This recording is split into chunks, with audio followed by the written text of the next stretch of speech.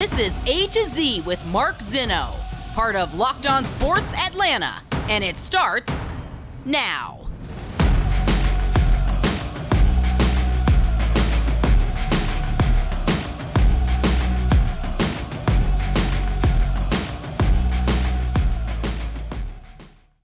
Good afternoon. Welcome to A to Z here on Locked On Sports Atlanta, where today I tell you, I'm glad it's over. Welcome in. We're live here on this Thursday. Appreciate you guys joining me and starting your day with A to Z here on Locked On Sports Atlanta. Give us a follow on Twitter at Locked On ATL. Of course, you can follow me at Mark Zinno, MarkZinno. Big show for you guys today. Lots to get to. This segment brought to you by our good friends at BlueNile.com. I do want to start with the Atlanta Braves and wrap up what was a huge series with the New York Mets. And I kind of say that in tongue-in-cheek and jest just because it was a big series. And we talked about how it was going to feel like a playoff series. And we discussed how it was going to look like something that, you know, resembled what these two teams would do in October. And it would have that sort of feeling. And it was 3 sellout games at Truist Park. And it was a great, series all around from a baseball standpoint. It wasn't so great because the Braves lost 2 out of 3. But let's look at some minor takeaways from this whole thing. One, that you found out who your high leverage guys were. And I think we already knew this, right? Like we already knew that with a game on the line, going to Darren O'Day is not the best move that Brian Snitker is going to make. You saw that in game 1. O'Day gives up a homer when the Braves are trailing by 1, and all of a sudden the game gets out of hand, and that's that. Flip side, in game 2 of the series, Strider struggling in the 5th inning, didn't even get through 5, and what does Brian Snitker do? He goes to Tyler Matzik to get out of the 5th, get all the way through the 6th in a game. They were trailing 1-0, and they get rewarded with a 2-run bomb from Matt Olson, and they go on to win that game. Colin McHugh throws 2, and A.J. Minter finishes it up for the save. So, you look at those 2 games, and the way they played out were sort of a microcosm for how things would play out in the postseason. Push the right button with the relievers, get the right result. Push the wrong button with the relievers, get the wrong result. And that's just sort of the reality of the situation, not only for the Braves. They're not like alone in that position. That's for every playoff manager. If you're playing in a 5 or 7 game series, you got to push the right buttons at the right time, and your players got to come through for you. And for somebody who has been critical of Brian Snitker's bullpen management over the years, I did not like the fact that he went to O'Day in that spot. Yeah, some of that has to do with who pitched in the series before. That's the big difference about the regular season and the postseason. That's the big difference between game 7, 88, 87, 88, 89, and games 2, 3, and 4 of a playoff series. You go back to your horses repeatedly because we're not worried about a day off. You guys just pitch, and if they come through, they come through. And if they do the right thing, they do the right thing. And if it works out for you, great. If it doesn't, you got to quickly adjust and find another solution. So I think that's one takeaway about the bullpen and what we know about the bullpen and how consistent and good that they can be. So from that standpoint, I think we learned that. I was a little bit nerved a little bit by the hitting.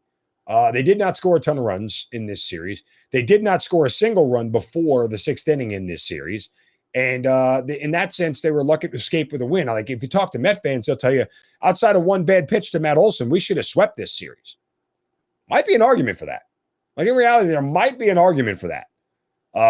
So I understand what Met fans would say when they say that. And I think the reality of it is when you lean on the adage that good pitching is going to beat good hitting, going up against Scherzer and the likes of that multiple times in playoff series, you got to be able to hit the ball. And that could bring us to the concern of Ronald Acuna. And I want to get into that a little bit more from an offensive standpoint here. But first, a word from our friends at BlueNile.com. At Blue Nile, you can celebrate all of life's special moments, from creating custom engagement ring of her dreams to gifting a classic and timeless jewelry piece, all at prices that you won't find at a traditional jeweler. So, look, whether you're ready to pop the question or you're celebrating a milestone moment, find jewelry as unique as her and the modern convenience of shopping online at BlueNile.com. They have simple online tools. They let you choose your diamond shape, size, clarity, as well as setting style. And then Blue Nile's bench jewelers will then handcraft the perfect engagement ring. Each one's one of a kind. They can do the same sort of handcrafting with that perfect one-of-a-kind, life special moment jewelry piece. Make your moment sparkle with jewelry from BlueNile.com. And Locked On Sports listeners will get $50 off purchases of $500 or more. This podcast exclusive includes engagement rings. Use the code Locked On. That's code Locked On. Plus, every order is insured and ships free and arrives in discreet packaging, so nobody will know what's inside. Shop stress-free and find your forever piece. Go to BlueNile.com today. All right, back to Ronald Acuna, because he has been struggling by Ronald Acuna standards. And I'm not sure what makes that, how you frame that the right way, right? Like Ronald Acuna's standards for struggling might be above average for other players. And that's fine. But there is a point in time where you've got to look at the power numbers for Acuna. You got to look at the slugging percentage. And you have to figure out, whether this is a protracted slump or this is a bad year or something is not right from a health standpoint.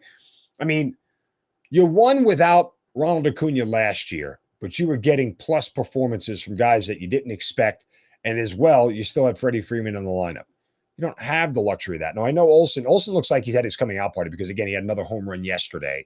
And it'd be great. The unfortunate part now with Olsen seemingly getting hot is that the All-Star break is coming in 4 days. So, get hot all you want, but you're going to get a nearly a week break here in 4 days. But that said, I am not suggesting that Acuna be benched. I'm not suggesting necessarily that he be taken out of his top spot in the lineup. Obviously, they're going to wait till after the All-Star break. They're going to ride this out the way it is. But if it doesn't turn around very quickly at the beginning of the All-Star break, you may have to consider, especially where you are in the standings. Now, the whole series with the Mets kind of was a wash, right? Nobody got swept. And so as long as that didn't happen, at the end of the day, it was going to be like, okay, you lost a game, you gained a game, whatever it was. I mean, that was pretty much it. As long as nobody got swept, nobody really had the true upper hand. So with that being the case, depending on where they are, right now 2.5, depending on where they are, 2 weeks after the All-Star break and what it looks like, and if they're slipping or if they're gaining traction, will really help be able to figure out what you can do with a decision if you've still got a struggling star. Because at some point in time, you're going to have to give him more than 1 day off a week if he's not producing and he's hurting the team more than he's helping them. So I think that's something, just to take note of and see where it goes. All right, when we come back, some very interesting comments from one of the most respected coaches in the Braves staff about one of the biggest stars on the Braves staff. We'll get to that next right here on A to Z on Locked On Sports Atlanta, free on YouTube and wherever you get your podcast, search Locked On. Welcome back to A to Z here on Locked On Sports Atlanta, free on YouTube and wherever you get your podcast, search Locked On Sports Atlanta. This segment of our show brought to you by our friends at Dave, the banking app. We'll get to that coming up here in a moment, but I wanted to remind you to follow all the shows here on the Locked On Sports Atlanta Network. A to Z, Hitting Hard with John Chuckery, ATL Day Ones with Jarvis Davis and Tanisha Batiste, our Braves postcast after every Braves games, and of course, Locked On Falcons and Locked On Hawks, all right here. Follow us on Twitter at Locked On ATL. I'm at Mark Zinno, MarkZinno. All right. A very interesting column in The Athletic. And let me just get who wrote it real quick, because I always love to give credit. Dave O'Brien wrote this, of all people. We should know that it was Dave O'Brien, beat writer for the Atlanta Braves. And he wrote about how Robinson Canó being here can make a difference. And Ron Washington and Robinson Canó have really took to each other in the beginning of this relationship that's here.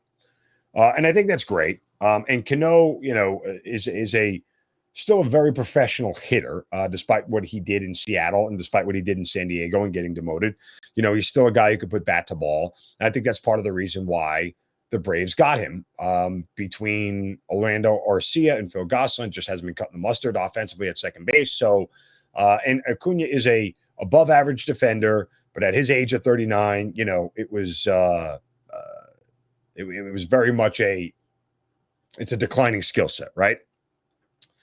But Robinson Canó is now here, and immediately Ron Washington and Cano took to one another.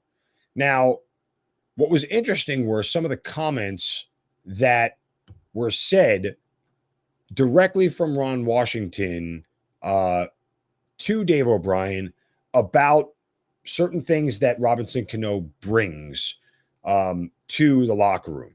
He says, quote, not only what Cano might give us in the field, but what he gives us watching the game, the questions people ask, and the things that he sees and points out, those are valuable. All that's valuable. We got a bunch of babies here. They're winning babies because they've been together, they've been successful, but they're still babies. Some of them are just reaching 5 years. Some of them got 3. But now to have him in the fold, it was like when lefty Cole Hamels was here. We gave him $18 million to pitch 1 game for us, but the difference he made with Max Fried taught him how to think, how to prepare, and you know what? You know what I'm saying? That's the value they bring, more than their talent might bring on the field. Those all sound very complimentary. And when he says we got a bunch of babies there, I think he's generally talking about a very young roster. Now, there is a difference in what you're going to hear next, in my opinion, based off of what Ron Washington said. And I want you to listen carefully and see if you hear the same thing. Quote, we know they know how to play, but that wisdom and knowledge, man, you can't buy that. And that's what Hamels did. And this guy is going to, and Cano that is, this guy's going to rub off on Ronald pretty soon, because sometimes Ronald still acts like a baby, but he's going to help him grow up. That's what he brings, man. That's what he brings. I'm happy he's here, close quote. Now, I read that, and I read that there's a difference between saying we got a bunch of babies here as young kids and Ron Washington saying Ronald Acuna still acts like a baby. I think if Ron Washington meant he still acts like a young, immature kid, or he acts like a youthful baseball player, you know, when it comes to Acuna, who's already been saddled with a lot of the weird sort of things that we've seen about his attitude and his want to and his, you know, desire to run out balls and lollygagging and everything else, I think that when you hear Ron Washington say he still acts like a baby, it certainly brings out a different connotation. And there is a piece to that I think that's super important. I'll get to that in a second. But first, a word from our friends at Dave. Excuse me. Level with me here, folks, as I'm coughing up everything in front of me. We've all been in a situation at some point in our lives when things get a little tight on cash. You know, maybe you couldn't afford to put a few extra gallons of gas in your tank, or, you know, save the wedding date that you've been looking for, or wondering how you're going to afford a gift. That's where Dave can help. If you're living paycheck to paycheck or struggling to make ends meet, it can be really stressful when unexpected expenses come up. You know, your car breaks down, whatever it may be. Dave can help you get out of a pinch when you really need it. Dave is a banking app that can help you get up to $500 instantly with extra cash. That's more money to fill your tank, buy a wedding gift, or catch up on bills. You can finally tackle those expenses that have been stressing you out without any hangups. There's no interest, no credit check needed. Millions of people have already downloaded the Dave app to get the financial relief they need today with extra cash. So if you're in a pinch with and need some extra cash, download Dave and think of the helping hand it could give you. Download the Dave app from the App Store right now. That's Dave, D-A-V-E. Sign up for extra cash. Sign up for an extra cash account, and you'll get up to $500 instantly. Excuse me. Terms and conditions for dave.com/legal, and instant transfer fees apply. Banking provided by Evolve, member FDIC. Back to the baby that is the Ronald Acuna and Robinson Canó. I don't know. I took those comments from Ron Washington a little bit different, especially, again, because of what we've seen and heard from Ronald Acuna in the past and the stuff that he's had to deal with. I don't take that stuff lightly. I think that there is something there by Ron Washington acknowledging that Ronald Acuna still has some maturing to do, and it's not necessarily a baseball thing. I mean, think about where Robinson Canó cut his teeth. And Dave O'Brien even alludes to this a little bit. Think about where Robinson Canó cut his teeth in Major League Baseball with the Yankees playing next to Derek Jeter. That's a different level of professionalism than it is in any other clubhouse in Major League Baseball. You know, it's one of those things where being a Yankee is different. And Robinson Canó understands that. And that edge and that professionalism, I think, is what he's talking about that he can bring to Ronald Acuna. Other big part of this, excuse me, is that Ronald Acuna speaks Spanish.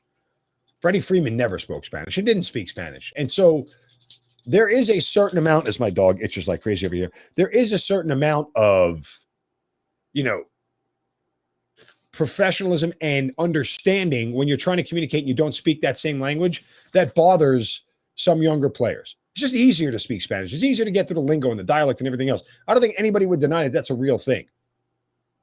Naturally, Latin players are going to gravitate towards other Latin players. It's not anything other than a factual statement. So I think that other part with Cano helps with Ronald Acuna, and maybe he can teach him some things. Maybe he can get him to another level. Ronald Acuna is the star of this franchise and the face of it. I mean, look, he was the leading vote getter in the NL for the All-Star game. Go ask 100 baseball fans, name an Atlanta Brave. They all say Ronald Acuna first. There is a lot of responsibility that comes with being that star. And Robinson Canó rather can teach Ronald Acuna how to do all that.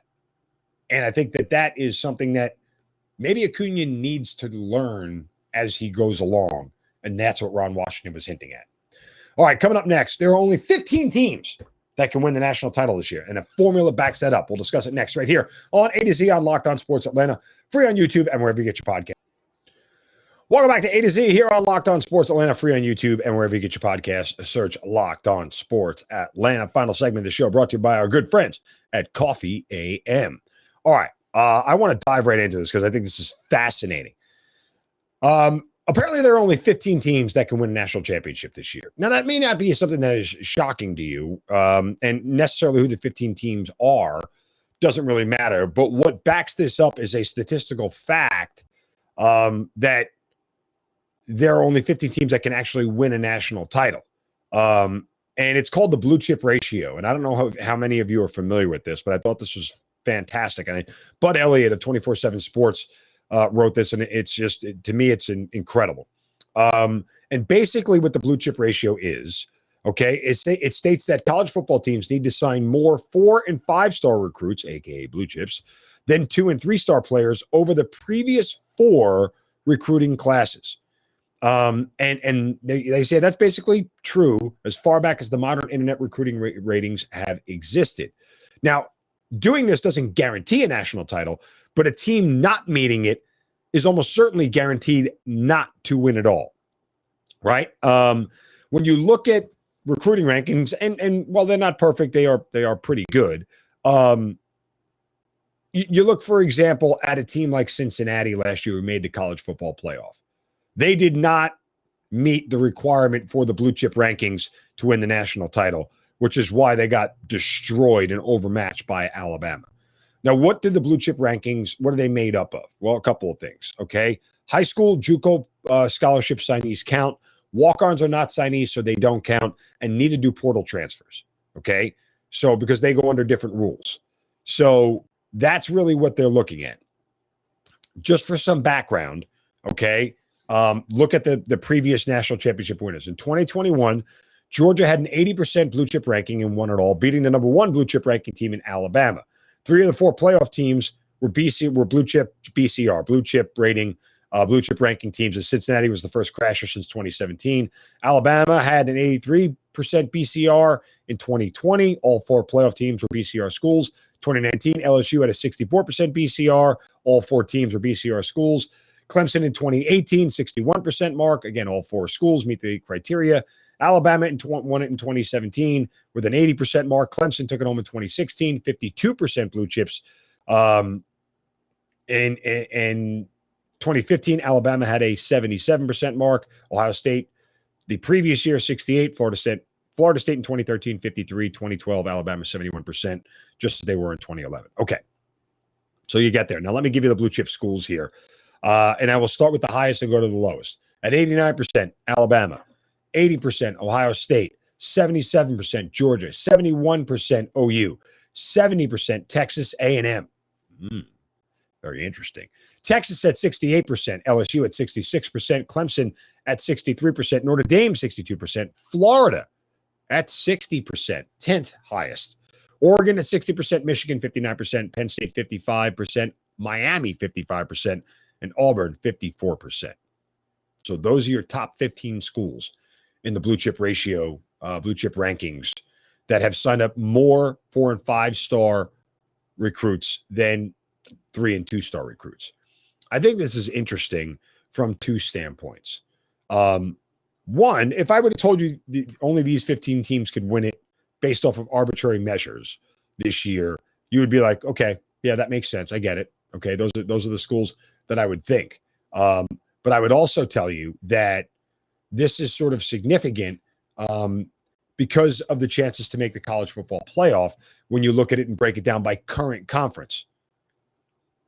2 ACC teams there, Clemson and Miami. That's it. Notre Dame is an independent is there. You only have one Pac-12 team out there in Oregon. And you have a whole bunch of SEC teams. You have 2 current Big 12 teams in Oklahoma and Texas. And then you have one Big 10 team or 2 Big 10 teams in Penn State and in Ohio State. I would tell you from a gambling standpoint, when I look at the futures market, I would use this as a decent barometer.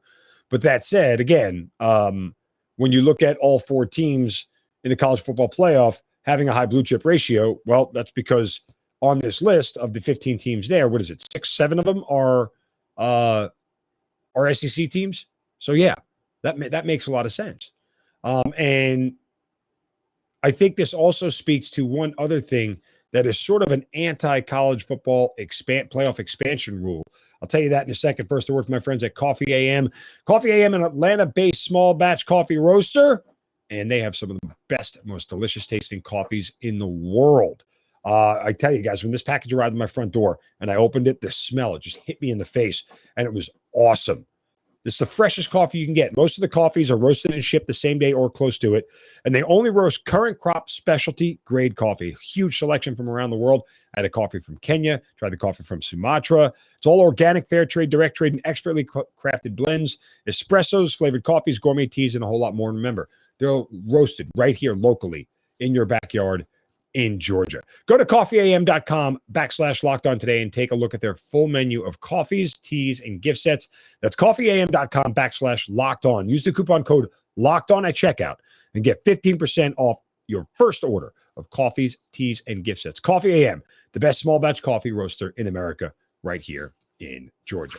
Let me ask you a question. I mentioned this a moment ago about the idea of winning a national title in college football playoff expansion.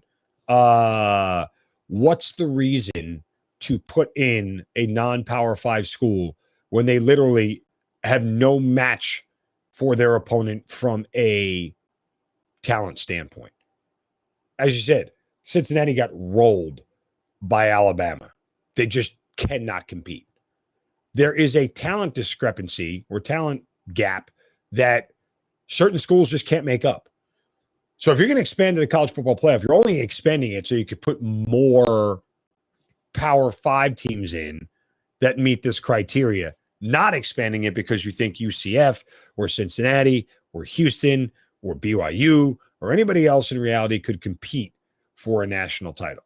Because as this blue chip ratio says, this doesn't guarantee you're going to win the national title, but if you're not in these top 15, you're basically eliminated from winning a national title at this point. Just is what it is. Even if you're fortunate enough to get to the college football playoff, guess what? You're getting beat. You're getting beat bad. Because the talent gap is so huge. Because Cincinnati, there's not a single left tackle at Cincinnati who had to block a defensive player like anybody on the Alabama defensive line. And vice versa. Anybody on the Cincinnati defensive line never went up against an Evan Neal. Period. They're just night and day. So I thought this stuff was really, really interesting. And kudos again to, let me get the author one. I forget it, to Bud Elliott for putting this together. I thought this was really, really good stuff. And I think that it speaks volumes to, which schools actually can win the national title. And go to your proper futures market based off of this list. That'll do it for us today. Back tomorrow, wrap things up on a Friday. Appreciate you guys joining me here on A to Z. You guys have a wonderful day. Don't take any crap from anybody. See ya.